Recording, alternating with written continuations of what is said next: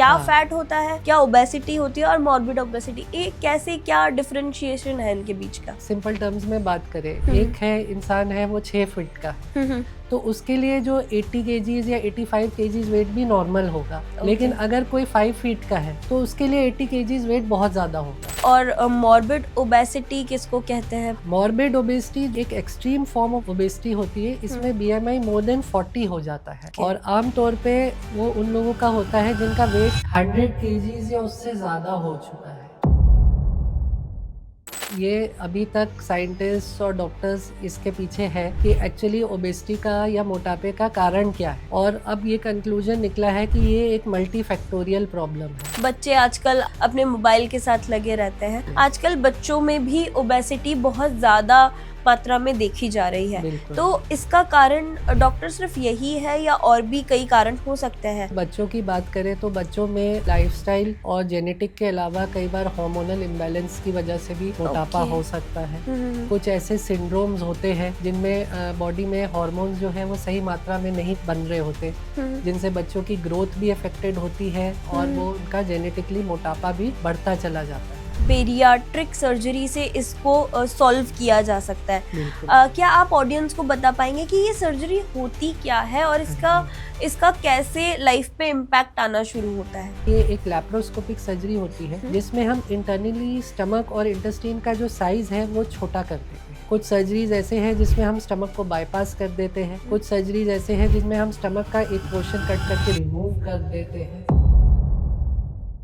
मोटापा एक खाते पीते घर की निशानी है, ऐसा नहीं होता। मोटापा एक ऐसी बीमारी है जो अपने साथ कई और बीमारियों को लेके आती है। मैं फिरदौस खान आज doc talk with Surgenics health care में लेके आई हूँ एक ऐसे एक्सपर्ट सर्जन को जिन्होंने भारत में कई सारी बेरियाट्रिक सर्जरीज करके लोगों को मोटापे जैसी गंभीर बीमारी से निजात दिलाई है। तो आज मैं आपको मिलाना चाहूँगी डॉक्टर अनिरुद्ध विज से। Welcome doctor. Thank you Firdaus ji, thank you तो डॉक्टर, आज मैं आपसे बहुत सारी बातें करूंगी। मैं समझना चाहूँगी कि मोटापा होता क्यों है या क्या इसके कारण हो सकते हैं, क्या मुख्य कारण होते हैं। तो बेसिकली आज हम काफ़ी सारी बातें करेंगे और अपनी ऑडियंस को भी बताएंगे कि वो अपनी लाइफस्टाइल को और कैसे बेटर कर सकते हैं। बिल्कुल। तो डॉक्टर अनिरुद्ध, मेरा आपसे सबसे पहला सवाल ये है कि आपको ऐसा क्या मोटिवेट किया कि आपने सर्जरीज में भी ये सेक्शन चुना? अगर बात करें बेरियाट्रिक सर्जरी की, तो जब मैं अपनी सर्जिकल ट्रेनिंग ही कर रहा था और अपने फर्स्ट या सेकंड ईयर की ही उसमें था, तो हमारे टेक्स्ट बुक में एक चैप्टर था बेरियाट्रिक सर्जरी का, जो बहुत ही अलग सा चैप्टर था। बिकॉज बाकी सर्जरी से ये कुछ मतलब सुनने में और जो इसका एक्चुअल मोटिव था वो बिल्कुल अलग होता है। क्योंकि ज़्यादातर सर्जरीज अगर आप देखें तो उसमें या तो हम कोई ऑर्गन बॉडी से निकाल रहे होते हैं या कुछ पेशेंट को मतलब किसी बीमारी से बचाने की कोशिश कर रहे होते हैं। पर ये सर्जरी डिफरेंट होती है क्योंकि ये एक लाइफ ट्रांसफॉर्मिंग सर्जरी होती है और इसको करने के बाद पेशेंट की हम पूरी की पूरी लाइफ बदल देते हैं। तो ये चीज़ मुझे लगी थी कि हम कोई ऐसा काम क्यों ना किया जाए जिसमें सिर्फ एक पेशेंट को बीमारी से मुक्त ना किया जाए बल्कि उनको क्वालिटी ऑफ लाइफ उनकी बढ़ाई जाए। और wow doctor, it's such a great initiative जो आपने लिया और आपने इसको अपने करियर में इम्प्लीमेंट किया। मतलब सच में हमें इस टाइम पे ऐसे लोगों की बहुत ज़रूरत है जो ऐसा सोच पा रहे हैं डॉक्टर। तो डॉक्टर, मेरा अगला सवाल ये है कि मैं बिल्कुल बेसिक सी बात आपसे पूछूंगी, लोगों को लगेगा बड़ा साधारण सा सवाल है, क्यों पूछा गया है, लेकिन मैं चाहती हूँ कि आप उसका थोड़ा सा टेक्निकल जो आपका डॉक्टरेट वाला जो पार्ट है वो लेकर के आए। तो मोटापा होता क्या है और ये बीमारी कैसे बन गया? देखिए, मोटापा एक कॉमन शब्द है, हिंदी का शब्द है और जैसे इंग्लिश में उसको फैट या फिर ओबेसिटी भी बोल सकते हैं। लेकिन मेडिकल टर्म्स में अगर हम इसकी बात करें तो मोटापे की जो तुलना करते हैं वो BMI से करते हैं। ओके। और BMI का मतलब होता है बॉडी मास इंडेक्स। ओके तो ये आपके बॉडी के जो वेट है और हाइट होता है उसका एक रेशियो होता है। ओके और सिंपल टर्म्स में अगर बोले तो इसका एक फॉर्मूला होता है जिसमें आपका वेट किलोग्राम्स में नापा जाता है और हाइट को मीटर्स में नाप के उसका स्क्वायर करके ओके उसको डिवाइड किया जाता है वेट से। ओके हाँ हाँ ओके। तो डॉक्टर जैसे आपने बताया कि फैट और ओबेसिटी, लोग मॉर्बिड ओबेसिटी भी बोलने हाँ। लगे हैं और भी कई सारे टर्म्स निकल के आए हैं, तो ये बिल्कुल। अपने आप में अलग कैसे है? क्या हाँ। फैट होता है, क्या ओबेसिटी होती है और मॉर्बिड ओबेसिटी, ये कैसे, क्या डिफरेंशिएशन है इनके बीच का? बिल्कुल। तो जैसे फैट तो एक जनरल टर्म है, लूज टर्म है। हाँ हाँ। इसमें कोई भी कैटेगराइजेशन नहीं है। हम अपने मन से किसी को फैट बोल सकते हैं या किसी को ओवरवेट बोल सकते हैं। लेकिन मेडिकल टर्म्स में जब हम बात करते हैं तो फिर हमको BMI मेजर करना होता है। Okay okay. और जो BMI 30 से अबव में जाता है, नॉर्मल BMI की अगर हम बात करें तो नॉर्मल BMI की जो रेंज होती है वो 20 और 25 के बीच में होती है। ओके। जिन क्या लोगों ये किसी भी हाइट पे हो सकती है जैसे आपने मेंशन किया? हाँ बिल्कुल। तो हाइट और वेट का रेशियो क्योंकि है तो इसका मतलब ये है जिस इंसान की हाइट जितनी ज़्यादा होगी कायदे से उनका वेट उतना ज़्यादा होगा। हाँ। तो अगर कोई सिंपल टर्म्स में बात करे, एक है इंसान है वो 6 फीट का है तो उसके लिए जो 80 केजीज या 85 केजीज वेट भी नॉर्मल होगा। ओके लेकिन अगर कोई 5 फीट का है तो उसके लिए 80 केजीज वेट बहुत ज़्यादा होगा। ओके। और जब हम BMI निकालेंगे तो दोनों के BMI में भी फर्क होगा। तो वही 6 फीट का जो इंसान होगा उसका BMI में भी 21 या 22 ही आएगा 80 केजीज पे। ओके लेकिन 5 फीट के इंसान के लिए 80 केजीज पे जो BMI होगा वो 30 से ऊपर आ जाएगा और वो ओबेसिटी में आ जाएगा। ओके ओके डॉक्टर, और मॉर्बिड ओबेसिटी किसको कहते हैं फिर? हाँ, मॉर्बिड ओबेसिटी जो एक एक्सट्रीम फॉर्म ऑफ ओबेसिटी होती है, इसमें BMI मोर देन 40 हो जाता है। Okay okay. और आम तौर पे वो उन लोगों का होता है जिनका वेट 100 केजीज या उससे ज़्यादा हो चुका है। Oh my God. अच्छा। हाँ। तो क्या ये ओबेसिटी और भी कई बीमारियां अपने साथ लेकर के आ रही होती है डॉक्टर? बिल्कुल। देखिए आजकल का जो हम बात करते हैं कि पहले पुराने ज़माने में होता था एपिडेमिक जिसमें लोगों को खाना नहीं होता था खाने के लिए। तो जैसे कि कॉलरा का एपिडेमिक होता था, टाइफाइड का एपिडेमिक होता था। पर आजकल की दुनिया में ये बात है कि 21st सेंचुरी में वो मोटापे का एपिडेमिक है ओ माय पूरे वर्ल्ड में। गॉड, सच में ये एक बड़ी बात है हाँ कि जी। महामारी जो है वो हाँ, मोटापे से आई है। बिल्कुल बिल्कुल। खासकर अगर आप डेवलप्ड कंट्रीज में देखें तो वहाँ पे जो ये ओबेसिटी या मॉर्बिड ओबेसिटी का जो प्रेवलेंस है वो मोर देन 30% हो गया है। Oh my God. मतलब 3 में से 1 इंसान जो है वो ओबीस है। तो अब मोटापा जो है वो कई सारी बीमारियों को भी जन्म देता है। मोटापे के साथ हमारे साथ कई सारी लाइफस्टाइल डिजीजेज आ जाती है जैसे कि बीपी, शुगर, जॉइंट पेन्स हो गया, स्लीप एपनिया होता है और फीमेल्स में कई बार इरेगुलर साइकिल्स हो सकते हैं। आदमियों में भी ये प्रॉब्लम कर सकता है, कई बार इनफर्टिलिटी का कॉज हो सकता है। तो मोटापा अपने में ही कई सारी बीमारियों को जन्म देता है। ओ माय गॉड डॉक्टर, सच में एक छोटी सी चीज़ हमें लगती है कि वज़न बढ़ रहा है, लेकिन ये बाद में जाकर के आपकी लाइफ में कितना बड़ा इम्पैक्ट डाल सकता है एक्चुअली। तो डॉक्टर मैं आपसे समझना चाहूँगी कि वज़न बढ़ना क्या कुछ ऐसी प्रॉब्लम है जो जेनेटिकल होती हो, या ये लाइफस्टाइल डिजीज़ का ही पार्ट है कि एक टाइम पे आकर के आप अपना वज़न कंट्रोल ही नहीं कर पाते और वो बढ़ते ही चला जाता है? बिल्कुल। क्या ऐसा भी होता है? देखिए बहुत अच्छा सवाल है कि ये अभी तक साइंटिस्ट और डॉक्टर्स इसके पीछे है कि एक्चुअली ओबेसिटी का या मोटापे का कारण क्या है। और अब ये कंक्लूजन निकला है कि ये एक मल्टी फैक्टोरियल प्रॉब्लम है। ओके। इसमें सिर्फ एक ही कारण नहीं है, जैसे कि आपने बताया एक जेनेटिक फैक्टर होता है, क्योंकि ये देखा गया है कि जिन बच्चों के पेरेंट्स ओबीस होते हैं जनरली वो बच्चे भी मोटे होते हैं या ओबीस होते हैं। लेकिन इसमें लाइफस्टाइल फैक्टर्स का भी रोल है, क्योंकि जैसे कि एक ही घर में हम देखते हैं कि अगर हस्बैंड वाइफ का वेट ज़्यादा है तो जनरली उनके घर का जो खान पान होता है वो ऐसा होता है कि बच्चों पे भी उस चीज़ का असर पड़ता है। इम्पैक्ट आने लगता है। बिल्कुल। और सेम वे क्या है कि आपकी एनवायरनमेंट कैसी है उस पे भी डिपेंड करता है। अगर आपकी एनवायरनमेंट ऐसी है जहाँ पे आपके पास बहुत सारे ऑप्शंस हैं एक्सरसाइज करने के, फिट रहने के और आउटडोर एक्टिविटीज़ करने के, तो जनरली देखा है कि वेट लोगों का नहीं बढ़ता। Okay okay. लेकिन सिटी लाइफ में, क्लोज्ड एनवायरनमेंट में, जहाँ पे आपके पास ज़्यादा ऑप्शंस नहीं है, खासकर बचपन में जिन बच्चों ने बाहर नहीं खेला है और वो एक्सरसाइज वगैरह के आदी नहीं है, तो वो ज़्यादा प्रोन होते हैं कि एडल्टहुड में जाके उनको मोटापा हो जाए। ये बहुत अच्छी बात आपने कही डॉक्टर कि बच्चे आजकल आउटडोर एक्टिविटीज़ में कम इंडल्ज होते हैं और अपने मोबाइल के साथ लगे रहते हैं। आजकल बच्चों में भी ओबेसिटी बहुत ज़्यादा मात्रा में देखी जा रही है, तो इसका कारण डॉक्टर सिर्फ यही है या और भी कई कारण हो सकते हैं, खासकर बच्चों में?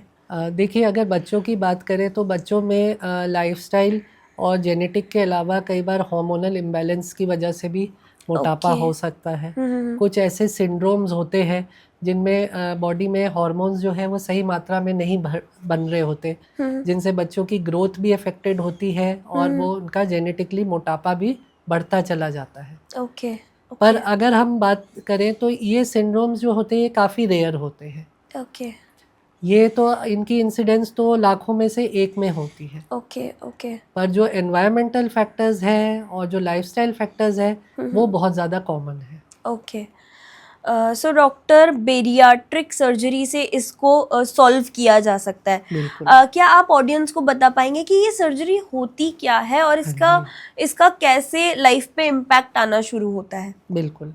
तो देखिए, बेरियाट्रिक सर्जरी जो होती है ये, जैसे कि हमने पहले ही डिस्कस किया, कि ये एक लाइफस्टाइल मॉडिफिकेशन प्रोसीजर होता है। ये एक ऐसी सर्जरी है जिसमें हम सिर्फ पेशेंट को बीमारी से मुक्त नहीं कर रहे हैं, बल्कि उनको एक ऐसे लेवल तक लेके जा रहे हैं कि जो वो अपनी लाइफ जिस तरह से पहले जीते थे मोटापा होने से पहले, या फिर जो उनकी एस्पिरेशंस हैं उसको हम फुलफिल करने में हेल्प कर सकते हैं इस सर्जरी के माध्यम से। ओके। तो डॉक्टर, थोड़ा सा आप और एक्सप्लेन करेंगे कि बेरियाट्रिक सर्जरी में होता क्या है, कैसे पेशेंट को रिजल्ट्स आते हैं? बिल्कुल।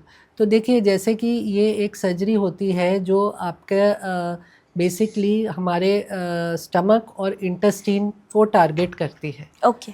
क्योंकि मेन जो हमारा जो डाइजेस्टिव सिस्टम है, जिसमें हमारे स्टमक और इंटेस्टाइन है, ये खाना पचाने का काम करते हैं और इस पचे हुए खाना से हमें ऊर्जा मिलती है जो अल्टीमेटली हमारी बॉडी के सारे फंक्शंस को रन करने के लिए काम आती है। Okay okay. पर अगर हम ज़रूरत से ज़्यादा मात्रा में खाना ले रहे हैं या फिर हमारी बॉडी की रिक्वायरमेंट जितनी है उससे हम अधिक भोजन ले रहे हैं, तो फिर क्या होगा, ये एक्स्ट्रा एनर्जी हमारे बॉडी में फैट में कन्वर्ट होकर स्टोर हो जाएगी। ओके। और इससे ही ओबेसिटी होती है। ओके। तो बेरियाट्रिक सर्जरी में हम क्या करते हैं कि ये एक लैप्रोस्कोपिक सर्जरी होती है जिसमें हम इंटरनली स्टमक और इंटेस्टाइन का जो साइज है वो छोटा कर देते हैं। ओके। कुछ सर्जरीज ऐसे हैं जिसमें हम स्टमक को बाईपास कर देते हैं, कुछ सर्जरीज ऐसे हैं जिसमें हम स्टमक का एक पोर्शन कट करके रिमूव कर देते हैं। ओके। तो अल्टीमेटली होता क्या है कि बॉडी में जो खान पान जो जा रहा है उसकी जो क्वांटिटी है वो कम हो जाती है,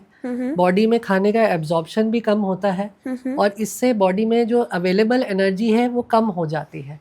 ओके ओके। तो अब हमारी बॉडी जो है वो एक मशीन की तरह है, देखिए। लेकिन अगर इसमें फूड से एनर्जी जो है अवेलेबल कम हो जाएगी तो बॉडी अपने रिजर्व से लेना कोशिश करेगी। Okay okay. तो फिर वो फैट सेल्स डिसॉल्व होते चले जाएंगे। यस। तो सर्जरी के इफेक्ट से हालांकि हम सर्जरी के समय फैट को रिमूव नहीं करते, लेकिन सर्जरी के बाद क्या है कि जो बॉडी में हार्मोन्स ऐसे बनते हैं वो फैट सेल्स पे एक्ट करते हैं, उनको डिसॉल्व करते हैं और वहाँ से एनर्जी अवेलेबल होती है। तो पर डे वेट लॉस होता है इस सर्जरी के बाद, and with in a short time, जैसे 3 से 4 महीने के अंदर एक इंसान का 20 to 30 kgs वेट लूज हो जाता है। Wow. And with in a years time almost, अगर आप मान के चलिए किसी का वेट 100 kgs है तो उनका अराउंड 35-40 kgs भी वेट लूज हो सकता है। वाओ वाओ डॉक्टर, बहुत कुछ जानने को मिला है आज। तो मैं समझना चाहती हूँ कि बेरियाट्रिक सर्जरी में जो पेशेंट्स हैं आमतौर पे उनको आफ्टर सर्जरी हाँ पोस्ट ऑप में किस तरह से देखभाल की जाती है या क्या ऐसे स्टेप्स होते हैं जो उनको फॉलो करनी चाहिए? देखिए, बेरिएट्रिक सर्जरी अगर हम सर्जिकल प्रोटोकॉल की बात करें तो ये किसी भी आम कोई भी नॉर्मल इलेक्टिव सर्जरी जो होती है, जैसे कि फॉर एग्जांपल कोई स्टोन की सर्जरी या हर्निया की सर्जरी या कोई और लैप्रोस्कोपिक सर्जरी, तो हम सेम ही प्रोटोकॉल्स फॉलो करते हैं। Okay okay. सर्जरी से पहले कुछ पेशेंट के टेस्ट वगैरह करवाए जाते हैं, जिसमें रिपोर्ट्स के अकॉर्डिंगली अगर कोई उनको मेडिसिन्स की ज़रूरत है तो वो प्रिस्क्राइब की जाती है। सर्जरी के लिए पेशेंट को हॉस्पिटल में सिर्फ 1 या 2 दिन ही रहना होता है। दूसरे या तीसरे दिन उनका डिस्चार्ज हो जाता है। जो मेन फैक्टर इसमें और बाकी सर्जरीज में डिफरेंट है कि बेरिएट्रिक सर्जरी के बाद पेशेंट को एक स्पेशल डाइट पे रहना पड़ता है 2 से 3 महीने के लिए। ओके। और ये डाइट शेड्यूल हम पेशेंट को पहले से ही एक्सप्लेन करके चलते हैं ताकि बाद में उनको इसको फॉलो करने में कोई प्रॉब्लम ना हो। Okay okay. हाँ। क्या बहुत टफ डाइट होती है या हाँ। कैसा होता है डॉक्टर? बिल्कुल भी टफ डाइट नहीं होती है। इसमें डाइट शेड्यूल जो होता है वो 3 से 4 फेजेस में डिवाइड किया जाता है। ओके। जिसमें शुरुआत में 10 से 15 दिन लिक्विड डाइट दी जाती है, उसके बाद सेमी सॉलिड डाइट दी जाती है, फिर सॉफ्ट डाइट दी जाती है और सर्जरी के तकरीबन 2 महीने के बाद वो एक नॉर्मल डाइट ले सकते हैं। Okay okay doctor. तो डॉक्टर कौन राइट कैंडिडेट हो सकता है बेरिएट्रिक कराने के लिए? हाँ क्योंकि मोटापा तो ऐसी प्रॉब्लम है कि हो सकता है किसी का 10-15 किलो वेट बढ़ा हुआ है और वो खुद को मोटा समझ रहा है। साइकोलॉजिकल भी इसका बड़ा इम्पैक्ट आता है। और हो सकता है कि कोई बहुत ज्यादा ओवरवेट है लेकिन उसको ऐसा लग रहा है कि नहीं, मैं तो खाते पीते घर का हूँ, मुझे तो कोई जरूरत ही नहीं है। तो कौन राइट कैंडिडेट हो सकता है बेरिएट्रिक सर्जरी के लिए? बिल्कुल, ये बहुत ही इम्पोर्टेंट क्वेश्चन है और मेडिकली हम इसको आंसर करने के लिए अगेन बीएमआई की हेल्प करते हैं। Okay okay. तो हम पेशेंट का बीएमआई कैलकुलेट करते हैं और अगर पेशेंट का बीएमआई 35 या उससे ज़्यादा है तो वो ऑटोमेटिकली बेरिएट्रिक सर्जरी के लिए एक एलिजिबल कैंडिडेट हो जाता है। ओके। हाँ, और जनरली इन पेशेंट्स का वेट 90 to 100 kg से ज़्यादा होता है। और जिन पेशेंट्स को हाई बीएमआई के साथ साथ मेडिकल प्रॉब्लम्स भी हैं, जैसे डायबिटीज़, हाई बीपी, या फिर उनको स्लीप एपनिया की प्रॉब्लम है, या फिर उनको पीसीओडी की प्रॉब्लम है, या फिर उनको जॉइंट पेन्स हो रहे हैं, तो ये सारे पेशेंट्स भी बहुत अच्छे कैंडिडेट्स होते हैं बेरिएट्रिक सर्जरी के लिए, क्योंकि सर्जरी के बाद ना केवल उनका वेट कम होगा बल्कि उनको इन सारी बीमारियों से भी छुटकारा मिल जाएगा।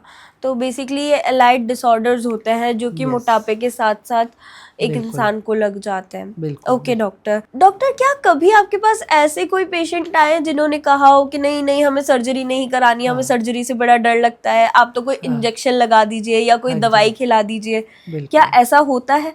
देखिए, आमतौर पे हर इंसान को सर्जरी से डर लगता है और वो हमारे पास तभी आते हैं जब वो बाकी सारे ऑप्शंस एक्सप्लोर कर चुके होते हैं। हाँ, लेकिन फिर भी अगर कोई पेशेंट ऐसा है जो सर्जरी नहीं करवाना चाह रहा या फिर वो किसी वजह से सर्जरी से डर रहा है, तो आजकल हमारे पास कुछ टैबलेट्स और इंजेक्शंस भी हैं वेट लॉस के लिए जो हम उनको दे सकते हैं, पर इनका जो इफेक्ट होता है ये एक टेम्पररी ही होता है। Okay okay. हाँ जी, और इनका जो वेट लॉस का जो एक मार्जिन है वह सर्जरी से बहुत कम होता है। ओके। हाँ जी। ओके, मतलब अगर मैं कहूँ कि कोई कैंडिडेट है जिसको सिर्फ 10 से 15 किलो वेट लॉस करना है, तो क्या मेडिसिन और इंजेक्शन से ये मुमकिन है?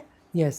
ओके। आज की डेट में बहुत अच्छे मेडिसिन हैं जो आपका 10 to 12 kg वेट लॉस कर सकते हैं 2 से 3 महीने में, और ये एक सिंपल फॉर्मुलेशन में अवेलेबल होते हैं जिन्हें दिन में एक बार ही लेना होता है, या फिर जो इंजेक्शंस होते हैं वो वीकली फॉर्म में होते हैं। तो ये उन कैंडिडेट्स के लिए है जो एक्चुअली ओबिसिटी नहीं है जिनको, लेकिन वो सिर्फ ओवरवेट है और जिनको अपना 10 से 15 kg वेट कम करना है। Fine doctor. डॉक्टर, मैंने ना गैस्ट्रिक बैलून के बारे में भी बड़ा सुना है।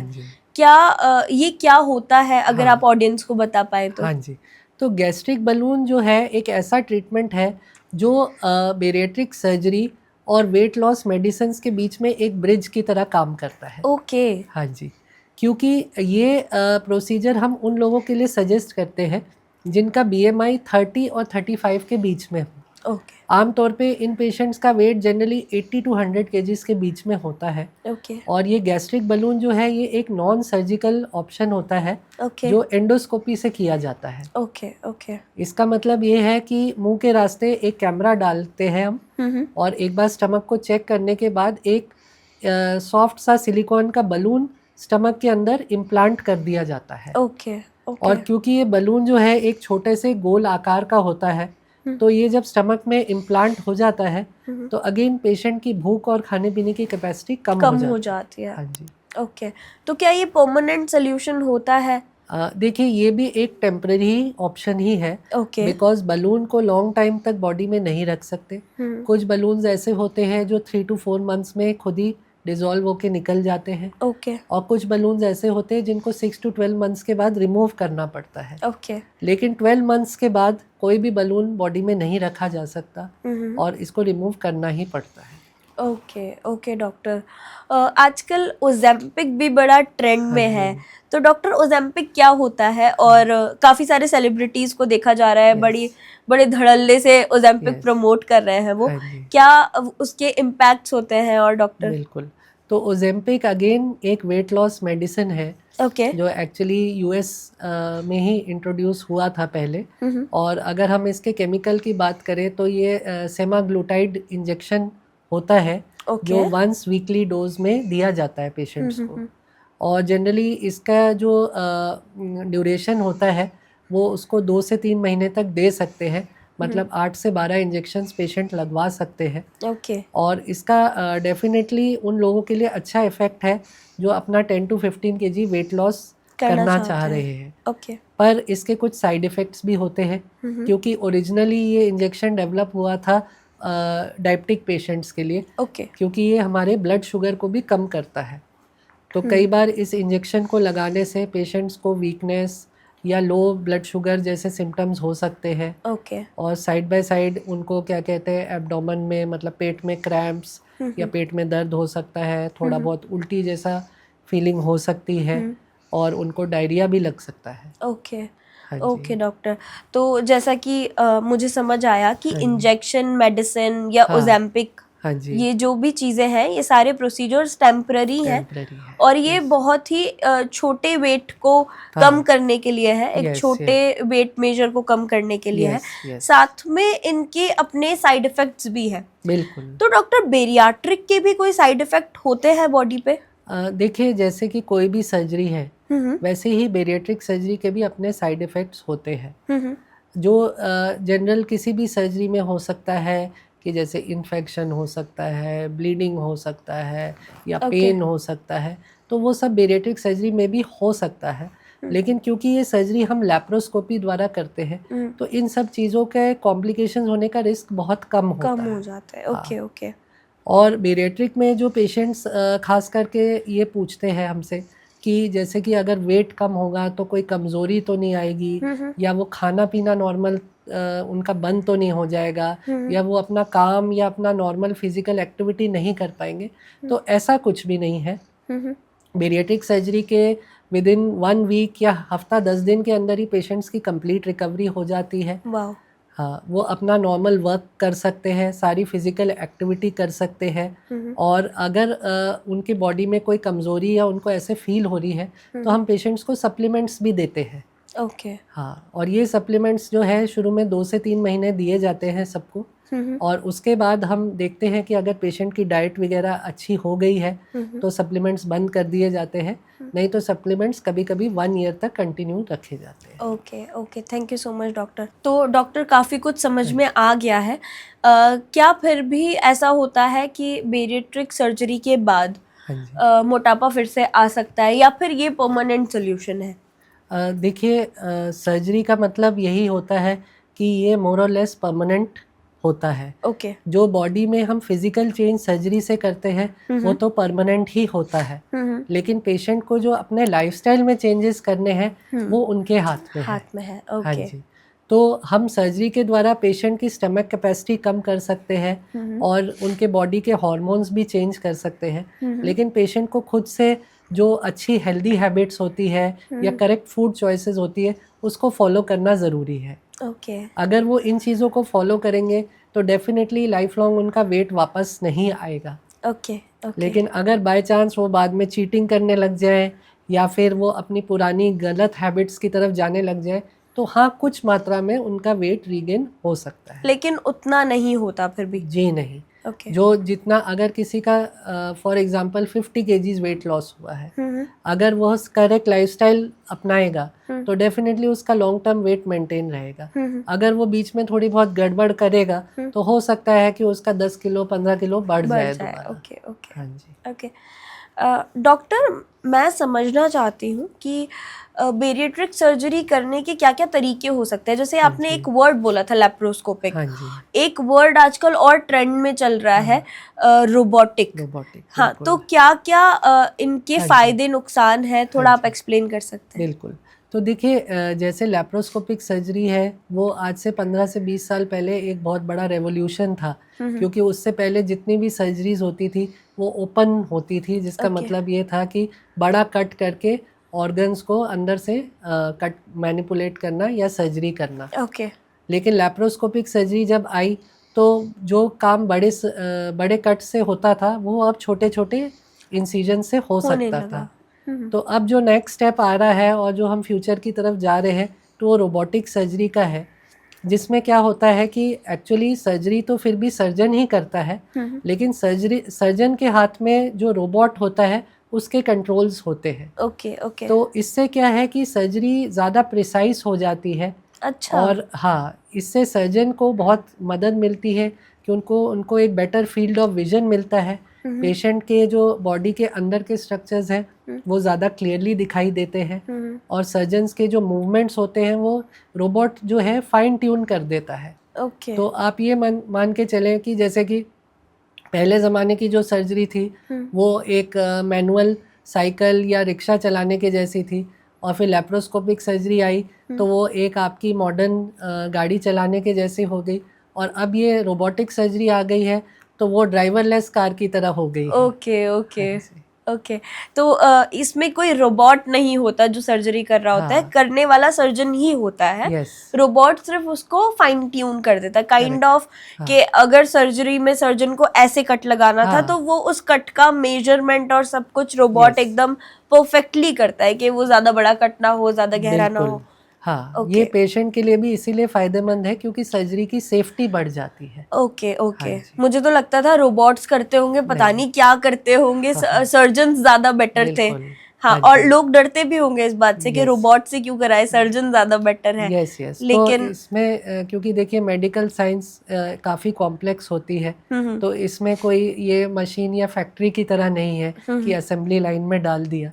तो एक एक स्टेप को जो है वो बहुत ही मेजर करके करना पड़ता है। तो सर्जन की जो इन्वॉल्वमेंट है वो हमेशा ज़रूरी रहेगी। लेकिन रोबोट जो है वो सर्जन का काम आसान कर देता है, जिससे अल्टीमेटली पेशेंट को भी बेनिफिट मिलेगा। Okay okay.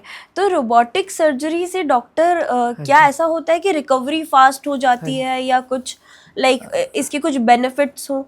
देखिए, बेनिफिट्स मोस्टली वही है कि जैसे सर्जरी की जो सेफ्टी प्रोफाइल है वो बढ़ जाती है, और जैसे हम बात करें कि कुछ स्पेशल सिचुएशंस, जैसे कि किसी इंसान का वेट बहुत ज़्यादा है, जैसे 200 किलो 250 किलो वेट है, तो उसमें नॉर्मल लैप्रोस्कोपिक सर्जरी बहुत मुश्किल हो जाती है। तो उसमें रोबोटिक सर्जरी काफ़ी हेल्पफुल होती है। फिर कुछ पेशेंट्स ऐसे भी होते हैं जिनके पहले ऑपरेशन हो चुके हैं, जिनके अंदर से जो स्ट्रक्चर्स हैं या जो इंटरनल एनाटमी है वो सही से नज़र नहीं आती लैप्रोस्कोपी में, तो उन सिचुएशंस में भी रोबोटिक सर्जरी फ़ायदेमंद है। Okay doctor, thank you so much doctor. मुझे आज बहुत सारी चीज़ें आपसे जानने को मिली।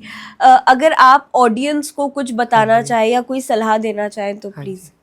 देखिए, मेरा मैसेज यही रहेगा कि मोटापा वाकई में एक बीमारी है और इसको लाइटली नहीं देख लेना चाहिए। आपने अपने वेट को करेक्टली मेंटेन करके रखना चाहिए, और एक्सरसाइज और जो एक हेल्दी लाइफस्टाइल है ये भी आपके लिए उतना ही ज़रूरी है। जैसे आपको डेली आप उठ के अपना नहाते हैं, ब्रश करते हैं और अपनी सारी रूटीन एक्टिविटीज़ करते हैं, इसी तरह से आपको भी एक फ़िटनेस और इस पे ध्यान देना चाहिए। और अगर आप मॉर्बिड ओबेसिटी से सफ़र कर रहे हैं, तो आपको इसके लिए शर्माना नहीं चाहिए, बल्कि खुल के आपको डॉक्टर से मिलके इसके बारे में करेक्ट एक कंसल्टेशन करनी चाहिए, क्योंकि इसके लिए आजकल जो बेरिएट्रिक सर्जरी है या दूसरे ऑप्शंस हैं वो बहुत इफ़ेक्टिव हैं और जिनके साइड इफ़ेक्ट्स भी कम होते हैं। Okay, thank you so much, doctor. It's our pleasure to have you here. Thank you Thank you. Firdaus ji.